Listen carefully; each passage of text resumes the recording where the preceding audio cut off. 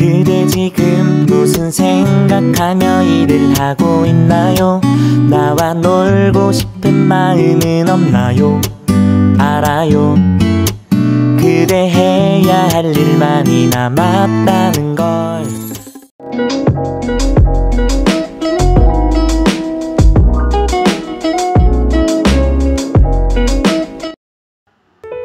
Assalamualaikum warahmatullahi wabarakatuh. Hai semua, perkenalkan saya Mama Zoe. Hai, apa kabar nih kalian semua? Semoga semuanya dalam keadaan sehat walafiat, bahagia, dan tentunya berlimpah banyak rezeki.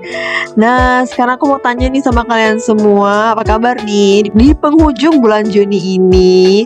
Gimana nih kabar dompetnya? Sudah gajian belum? Atau lagi menantikan nih momen-momen gajian? Kalian sebenarnya tim yang gajian awal atau akhir bulan sih? Boleh dong ya share-share di kolom komentar di bawah. Nah teman-teman, berhubung saya ini adalah tim yang suami-suaminya tuh gajian di akhir bulan atau di tanggal 25 bulan berjalan, maka dari itu saya mau mengajak teman-teman semua untuk melihat nih bagaimana cara saya mengatur budget bulanan saya ke dalam pos-pos anggarannya masing-masing. Tapi tentunya sebelum saya mengatur ke pos-pos anggarannya, di sini saya mau mereview dulu nih untuk anggaran minggu keempat di bulan Juni ya teman-teman. Sebelumnya saya mau minta maaf dulu ya teman-teman kalau misalnya dalam voice over ini suara saya terdengar kurang stabil. Itu dikarenakan ada suara-suara dari belakang layar yang ikut masuk ke dalam voice over. Nah oke, ini dia saya lagi mereview anggaran di minggu keempat bulan Juni. Kalau teman-teman lihat di situ ya, untuk grocery sendiri itu bersisa ya teman-teman, ada sebesar Rp5.000, lumayan ya teman-teman. Terus ada bahan makan juga bersisa ya, ada sekitar Rp6.000. Lanjut untuk jajan weekend, di sini saya hitung dulu ya uangnya, itu ada sekitar Rp10.000 ternyata, cuma satu lembar ya teman-teman. Terus lanjut di kebutuhan anak, ini ada sebesar Rp15.000. Saya catat dulu ya teman-teman. Kemudian lanjut untuk kebutuhan kucing, itu ada satu lembar uang Rp10.000. Saya catat lagi. Lanjut untuk galon di sini kosong ya teman-teman, karena memang anggarannya pas banget begitu Rp10.000 per minggunya. Dan lanjut untuk uang gas di sini bersisa Rp45.000. Dari dana awal itu sebenarnya Rp60.000 teman-teman, cuman saya pakai entah buat apa begitu di Rp15.000-nya itu. Inilah kelemahannya kalau tidak mencatat tiap pengeluaran, hanya mencatat sisa anggarannya saja. Jangan ditiru ya teman-teman. Nah oke, untuk dana jaga-jaga sendiri itu bersisa Rp10.000. Jadi memang minggu keempat ini saya banyak pakai dana darurat, dana jaga-jaga ya teman-teman. Nah ini kalau teman-teman lihat ada sisa anggaran minggu pertama, minggu kedua, serta minggu ketiga itu sisa uang receh ya teman-teman. Soalnya uang 5.000-an sampai 2.000-an itu sudah saya pakai untuk dimasukkan ke sinking fund mini yang sudah saya buat sebelumnya. Jadi saya ini sebenarnya lagi mengulang kembali dari awal untuk mengumpulkan sinking fund saya. Cuman untuk sinking fund kali ini itu nilainya tidak banyak ya teman-teman. Dia pakai nominal 5.000-an aja tiap masukkan uang sinking fundnya, karena memang kondisi keuangan saya mampunya untuk memasukkan dana sebesar Rp5.000 saja teman-teman. Nah, di sini saya juga mau informasikan kalau misalnya menabung itu kita tidak perlu dalam nominal besar ya teman-teman. Boleh dalam nominal kecil-kecil saja. Kayak saya sekarang ini lagi mengusahakan membangun pundi-pundi rupiah saya yang kecil itu biar nantinya bisa menjadi banyak ya teman-teman, menjadi bukit. Itu harapan saya. Semoga tidak kepake-pakai lagi, dan semoga tidak ada lagi hal-hal tak terduga yang terjadi nantinya. Oke, ini saya lagi mau menjumlahkan sisa anggaran di minggu keempat. Itu setelah saya hitung ada sekitar Rp101.000. Nah ini uangnya saya langsung masukkan saja ke binder A6 untuk sinking fund. Saya taruh dulu di situ uangnya untuk nanti saya partisi di tiap-tiap item sinking fundnya.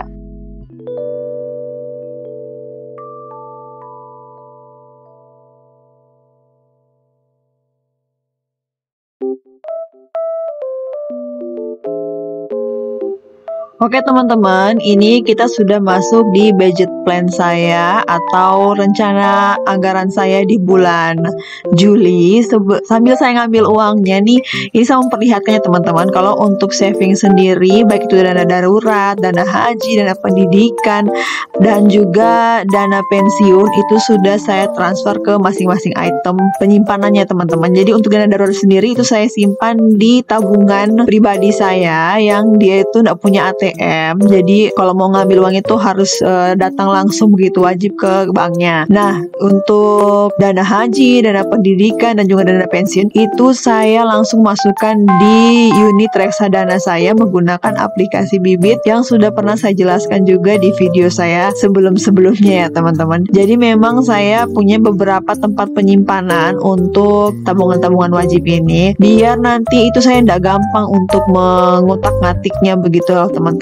Tapi kalau boleh saran sih, enakan memang disimpan di aplikasi ya teman-teman. Soalnya kalau di aplikasi itu cara melihat progres pengembangan uang kita itu lebih gampang begitu teman-teman. Hanya menggunakan handphone, buka aplikasi, kita sudah tahu nih posisi keuangan kita itu sudah berapa nih jumlahnya. Nah oke teman-teman, ini dia saya sudah menyediakan uang gaji yang saya sudah ambil secara tunai, secara cash. Kalau teman-teman lihat di situ uang 20.000-nya saya ambilnya kebanyakan ya teman-teman. Harusnya hanya 500.000 saja, tapi di sini sampai 2 juta saya ambil untuk 200.000-nya ini. Nah oke, ini saya langsung saja ya memasukkan uangnya ke dalam pos-pos anggaran yang saya sudah buat sebelumnya. Untuk groceries di sini untuk minggu pertama di bulan Juli ini saya budgetkan sebesar Rp450.000. Dan di sini saya mau menjelaskan teman-teman, kalau teman-teman lihat saya tidak lagi menggunakan dompet pintar, soalnya dompet pintar saya itu sudah rusak ya teman-teman, sudah pada robek tuh plastik-plastik untuk naruhin duitnya. Jadi saya pakai binder A6 ini lagi untuk menyimpan pos-pos anggaran saya. Oke, ini saya memasukkan saja uang untuk grocery sebesar Rp450.000. Tak lupa juga saya checklist nih setiap saya memasukkan uang ke binder pengeluaran ini. Saya bilangnya binder pengeluaran saja ya teman-teman, soalnya ini bindernya memang isinya untuk pengeluaran bulanan keluarga saya. Nah oke, sekarang kita lanjut lagi. Setelah groceries ada kebutuhan anak. Untuk kebutuhan anak sendiri di minggu pertama itu saya budgetkan sebesar Rp700.000. Kalau teman-teman lihat memang untuk minggu pertama itu budgetnya pasti lebih banyak dibanding budget-budget minggu-minggu berikutnya, karena memang di minggu pertama saya memutuskan untuk sekalian saja nih belanja groceries dan kebutuhan anak itu di awal terima gaji suami, biar tidak mondar-mandir keluar masuk ke tempat belanja atau swalayan atau supermarket. Karena saya pribadi kalau terlalu sering masuk supermarket itu biasanya lain yang di list untuk dibeli, lain juga yang saya beli begitu loh teman-teman. Takutnya malah jadi boros. Nah oke, kebutuhan anak di sini saya langsung masukkan saja ke Ziploc untuk anggaran kebutuhan anak. Tak lupa saya checklist juga.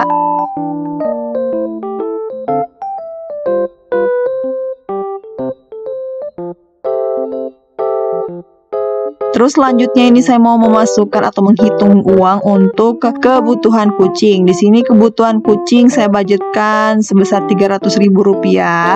Dan saya rasa untuk bulan depan saya akan mengurangi untuk budget kucing ini. Kalau di bulan ini memang masih saya anggarkan sebanyak Rp450.000. Untuk bulan depan itu saya rasa saya akan mengurangi Rp100.000 ya teman-teman, cuma Rp350.000. Karena kucing saya yang awalnya 4 ekor itu sekarang tinggal 2 ekor.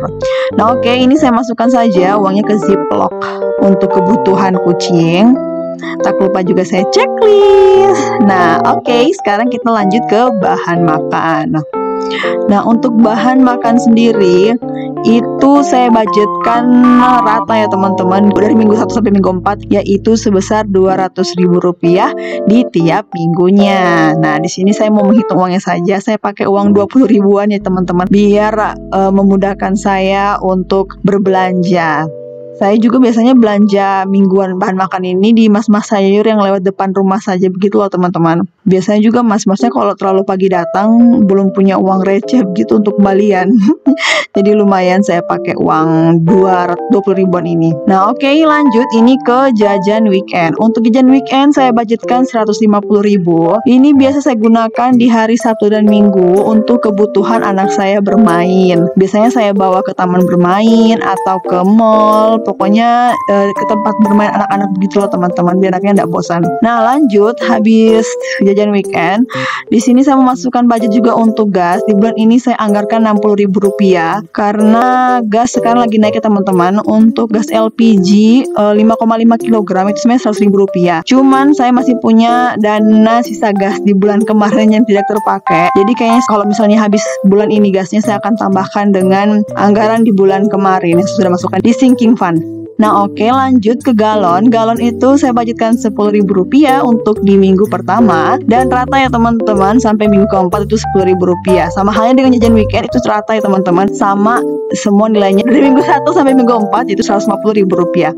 Nah oke, kita lanjut ke dana jaga-jaga. Untuk dana jaga-jaga sendiri itu sebesar 50 ribu rupiah di minggu pertama ini. Dan sama ya teman-teman, minggu pertama, minggu kedua, minggu ketiga, minggu keempat itu nilainya 50 ribu. Sehingga kalau ditotalkan semuanya, dana jaga-jaga untuk bulan ini itu sebesar 200 ribu rupiah. Nah oke teman-teman, ini saya sudah selesai memasukkan pos-pos anggaran untuk minggu pertama. Dan tak lupa juga saya akan memasukkan dana cash saya ke dalam pos-pos anggaran yang diperuntukkan untuk anggaran minggu kedua, minggu ketiga, dan minggu keempat. Nanti saya akan mengevaluasi pengeluaran mingguan saya di tiap minggunya teman-teman. Dan kalau sempat saya akan usahakan untuk selalu merekodnya, biar kita sering-sering nih temu di channel YouTube saya ini. Dan saya juga meminta saran dan kritikan dari teman-teman semua. Tentunya kritikan-kritikan yang membangun tentang cara saya dalam membuat konten YouTube saya ini. Kebetulan saya juga pemula yang belajarnya itu secara otodidak dari menonton teman-teman yang lain yang sudah membuat video tentang budgeting ini. Untuk itu, saya meminta nih saran-saran dari teman-teman semua mengenai apa sih sebenarnya yang kurang dari cara saya dalam membuat video YouTube saya ini. Boleh dong teman-teman, kalau ada kritikannya atau sarannya bisa ditulis di kolom komentar di bawah. Insya Allah saya akan memperbaikinya sedikit demi sedikit, biar nanti ke depannya video saya tentunya lebih menarik dan lebih enak dinonton oleh teman-teman semua. Nah oke teman-teman, saya rasa cukup sekian video dari saya. Saya mengucapkan terima kasih buat kalian yang sudah menonton sampai dengan detik ini. Dan saya juga tak lupa mau meminta maaf kepada teman-teman semua kalau misalnya dalam pembuatan video ini ada kata-kata saya yang mungkin menyinggung, atau saya ada salah-salah kata, atau ada kata-kata saya yang mungkin tidak dipahami oleh teman-teman semua. Saya mohon maaf. Semoga yang baik-baiknya dapat kalian ambil dari video saya ini, dan yang jelek-jeleknya harap dilupakan ya teman-teman. Oke, sekian video dari saya. Saya ucapkan terima kasih dan wassalamualaikum warahmatullahi wabarakatuh. See you on my next video ya. Bye bye.